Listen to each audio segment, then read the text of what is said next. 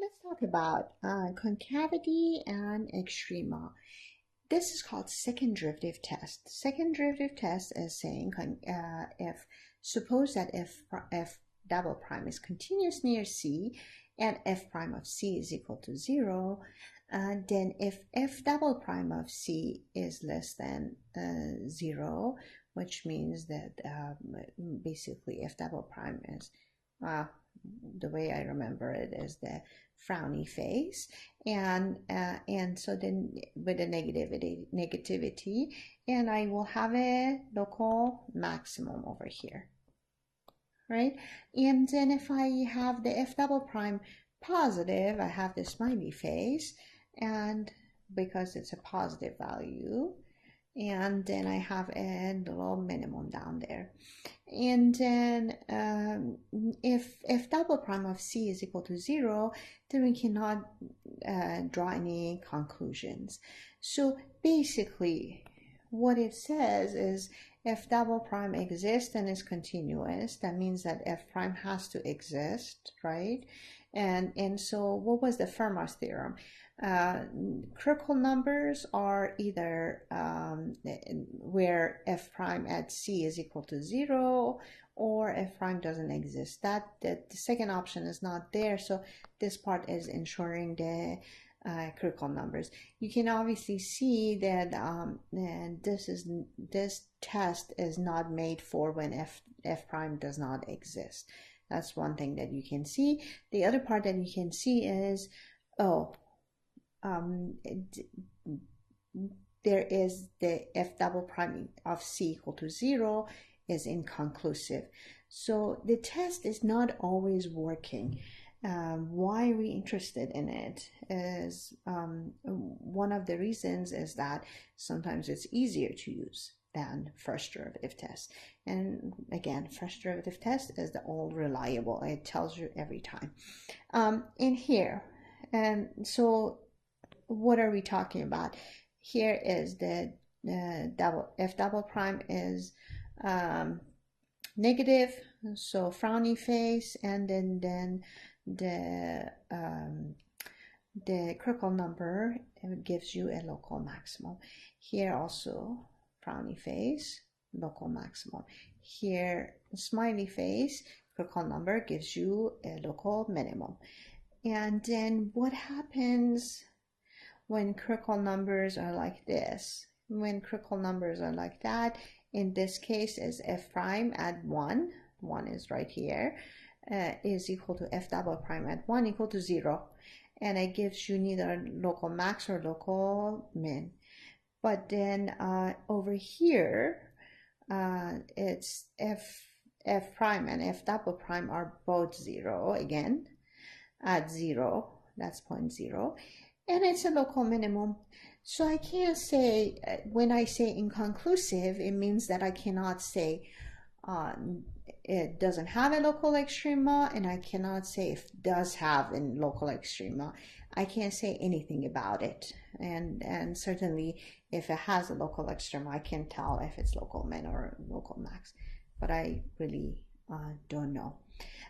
Example 2. Use the first and second derivative test to find the local extrema of f of x equal to x squared over x minus 1. When you're trying to find the local extrema, the only time after you take the derivative and second derivative, and first derivative are needed for both tests, second derivative only needed for that one. After you're done taking the derivative, you really don't need the function, the original function, until you have to evaluate the y value. So let's take the derivative of this one, and now after gateway exams, you guys know how to take the derivative, and so I have f prime of x is equal to derivative of top times the bottom minus top times the derivative of bottom, which is 1 over this. And then you clean it up and you end up with x squared minus 2x over x minus 1 to the power 2, which if I factor, I get x times x minus 2, over x minus 1 to power 2, right? I need to factor y because I want to figure out the critical values. And critical values, there's one here where the derivative doesn't exist, is x equal to 1. But x equal to 1 is not even part of the domain, so don't worry about that. So this one's out. It's not a critical value because it's not part of the domain. But these two give me a critical value, x equal to 0 and 2.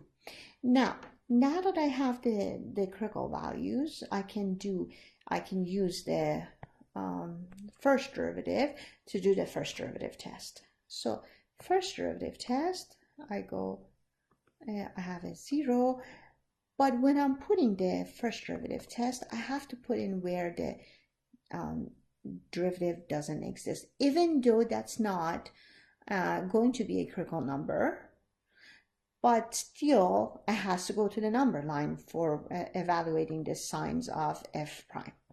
So I'm going to go f prime here again, 0, and we had 1, and we had 2, because that actually has to do with the signs of the f prime. Now, the next question is, let's look at this function.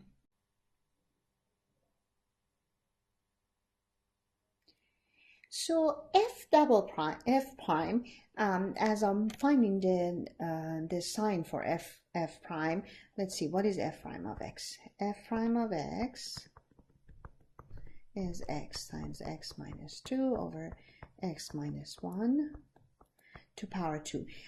F prime. And limit of f prime as x goes to positive infinity, what's the highest degree of top? 2. What's the lowest degree of top? 2. So the coefficient of the highest degree, x to highest degree on top, divided by coefficient of the x to highest degree on the bottom, which is 1. I'm getting 1 as both infinities in this case. And so I get a positive value on both sides. And the end behavior over here is positive, over here is positive. And so now that I know the end behaviors, now I'm going to look at how the signs are changing. X equal to 0 is of order 1. That's an odd order, so that when I'm passing over x equal to 0, it should change the sign. And then x equal to 1 is an odd order, so when I'm passing over x equal to 1, it should not change sign. X equal to 2 is x equal to 1 is an even number, even degree, so the sign should not change. X minus 2 is an odd order, so the sign has to change again. So this is what I'm getting.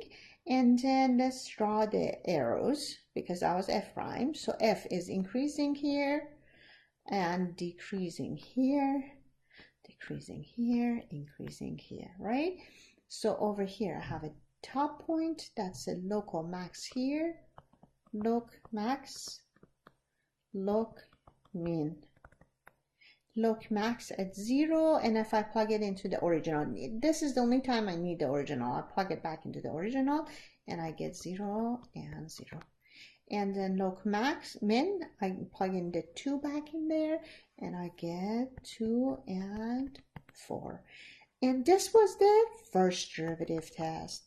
Now let's do this with the second derivative test. First derivative test. And now let's do the second derivative test. For second derivative test, I have to take the derivative one more time. And a lot of times, and actually, when we're asking, we may even give you the f double prime of x and make it a little simpler on you. And here, let's see, f double prime of x is going to be 2 over x minus 1 to power 3. And then the question is asking to use the second derivative test. we did the first derivative test and we found the values that we want to. Let's compare how it compares to the second derivative test.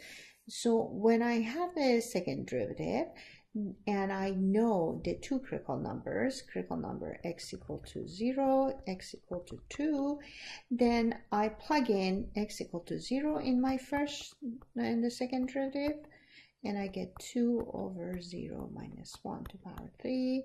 That is f double prime of 0 is a negative 2 less than 0. Therefore, x equal to 0 is a local max. Again, the frowny face gives you a max.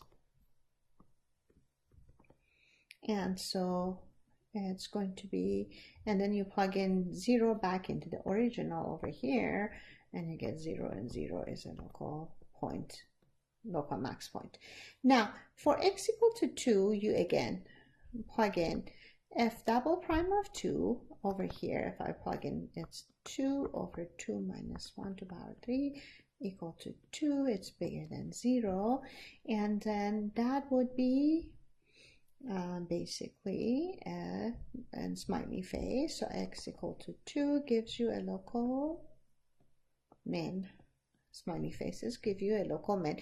And then you compare and you realize, oh, according to this, and then you plug it back in, by the way, plug it back into the original, and you figure out 2 to the power 2 over 2 minus 1 is y equal to 4, and so 2 and 4 is a local minimum. So comparing the two methods, when both of them are working and you already have f double prime, it wasn't too bad for you to compute. It was just computed for you. The second derivative test is easier to do, basically, and then first derivative test, because you have to do the number line and then etc. etc. etc. Again, it's not, a lot of times it's not that easier, and first derivative test is still the all reliable test.